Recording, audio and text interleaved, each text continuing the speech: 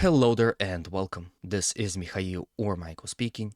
And as always, before the video starts, I want to express my eternal gratitude towards those who decided to support me financially, be it through Patreon, PayPal, or Super Thanks. I really appreciate your help and support, so thank you friends and have a blessed day. Now, today's video I will start with the Zaporozhian front, and to be more specific, Rabotine and Verbove directions. And before I actually do that, it is important to note that one of the reasons why I haven't been updating all that much lately is because in the past few days, Ukrainian activity on this front has significantly died down. Perhaps out of itself, this could sound weird, but if we are to investigate deeper, the picture will be more full. And today, I and you will go on that journey to find out why exactly this is the case. First of all, I have a geolocated photo coming in from Verbove direction. This photo depicts a road that goes in the direction of Russian-controlled village of Verbove. And as you can see by the photo here, it is littered by Ukrainian equipment. Now, mind you, this is from this point to this point. So this small sector had become a graveyard for Ukrainian, or to be more specific, mostly Western equipment. This photo itself tells us a story of how difficult it is for Ukrainians to advance in these directions. Mostly pro-Ukrainian sides are celebrating every centimeter of land being recovered from the Russian side, mostly neglecting this side of the story. For each meter captured from the Russians, Ukrainians are suffering terrible losses. Some of them are replenishable, be it armored pieces, and some of them are not, like soldiers and officers. This significant amount of losses Ukrainians took even before reaching the front line, or even the first line of Russian defense that consists of anti-tank ditch and dragon teeth fortifications. Now, it would seem that Ukrainians found a way to transport some of their armored pieces across these fortifications. However, these armored pieces are of limited number and are continuously being knocked out by Russian artillery, ATGM crews, and drones. With this, we turn another page of this story. Absolute Russian superiority in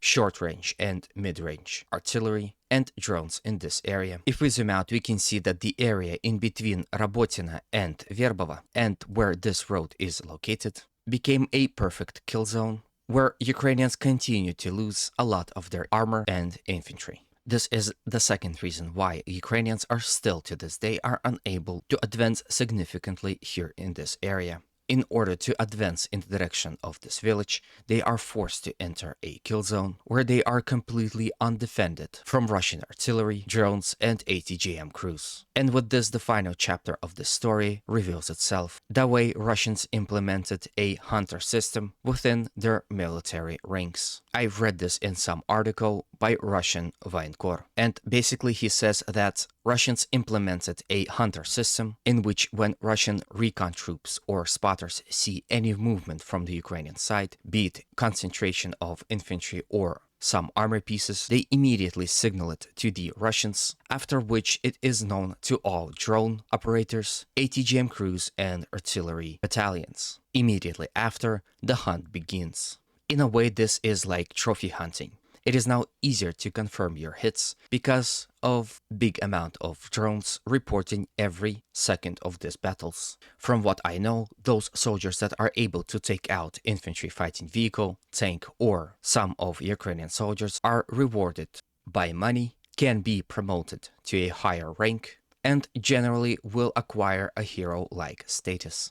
This system not only motivates soldiers to be more active, but also generally increases their morale. And this is one of the reasons why, despite Ukrainians continuously claim that Russian defensive lines are penetrated and Russians are running, we didn't see anything of that reflected in our reality. Now, there's another problem that Ukrainians have been facing all throughout this war. For example, here on this video, you can see Russian trains transferring damaged and disabled infantry fighting vehicles to the rear in order to repair. As you can see, Russians can afford this luxury because they have technology and production lines to do so fast and effectively. But due to the fact that Ukrainians are mostly using Western equipment, they do not have factories nor technology to repair them in their own country. Thus, whenever Western equipment is being damaged, be it infantry fighting vehicle, tank, or even howitzer or cannon, they are forced to transfer it back to Europe. Not only this puts stress on Ukrainian logistics,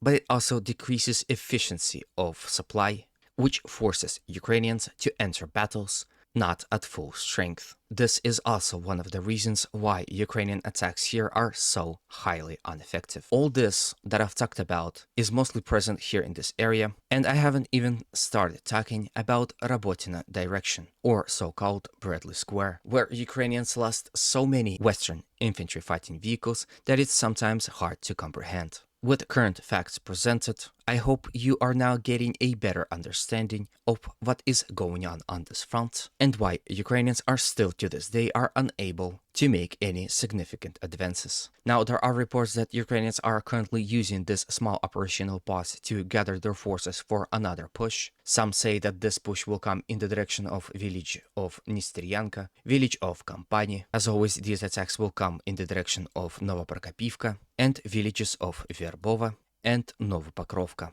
So at this point, only time will tell how successful Ukrainians will be in that endeavor. However, like I said before, with the facts that I just presented to you, I don't believe that they will be very effective. For every meter of recaptured land, Ukrainians are losing troops and armor pieces that they will have hard time replenishing. Now, before we move on to other portions of the fronts, I would like to kindly ask you to consider liking, subscribing, and commenting on this video, because not only does it motivate me to work harder, it also helps promote this video to a wider audience, thus help spread the message. As always, thank you in advance, and let's continue on. From here, let's quickly visit Vremivka tactical bridgehead and discuss the situation here. In the last few days, Ukrainians continued their assaults in the direction of Priutne from Novodarivka and Rivnopol in attempt to deal with this Russian-controlled salient, from Staromayorsky and Urozhaine in the direction of Zavetna Bazhanye in attempt to close off this salient located on the right flank of Vremivka tactical bridgehead, in the direction of Keremenchik, in the direction of Novodonetsk, in the direction of Novomayorsky and Shevchenko. At this point in time, all of the Ukrainian attacks in the direction of those settlements were repelled by the Russians, and there is no reason to suggest that Ukrainians were successful in any of these attacks whatsoever. In fact, there is Russian reports that suggests that after unsuccessful Ukrainian counterattack, it was Russians who counterattacked near Priutne, and as a result of that were able to recover some of the territories located in between Priutne and Rivnopol. Here on this picture, you can see exactly how much. From Vremivka tactical bridgehead, let's quickly move to the Donetsk city itself and discuss Russian attack in the direction of the settlement of Krasnogorivka.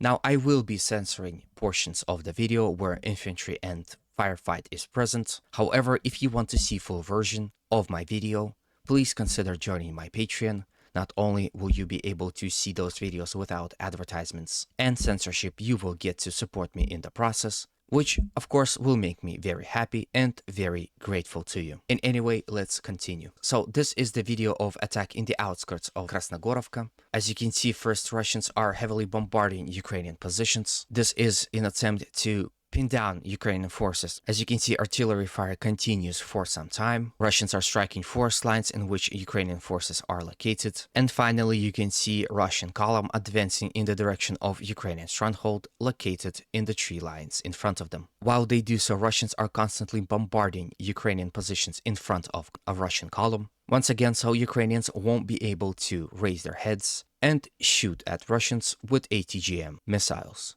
At some point, Russian infantry fighting vehicles are reaching the forest line and started to load out their infantry, which starts moving towards forest lines, where Ukrainian stronghold is located. Then they slowly but surely start the clearing operation of the trenches, checking every one of them, and by the look of it, at the time when Russians reached the trenches and the strong point, most of the Ukrainian soldiers had already routed, and all Russians had to do is finish off the clearing operations.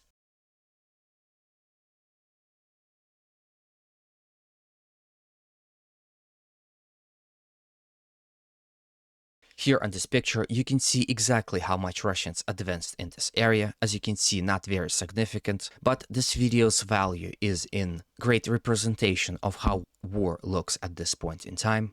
and it is very important for the whole context. With this, I end today's video. I hope slightly new format of my videos is of your liking. As you can see, as there are almost no territorial changes, there is nothing to report. So I decided to dive down deeper into the situation on the fronts and present you a small portion of it. Now, again, if this video is to your liking and is informative to you, please consider supporting it by any means necessary. Thank you in advance. As always, humanity calls me to condemn all violence against human beings. Have a good day, and always remember, Russia will be free and great.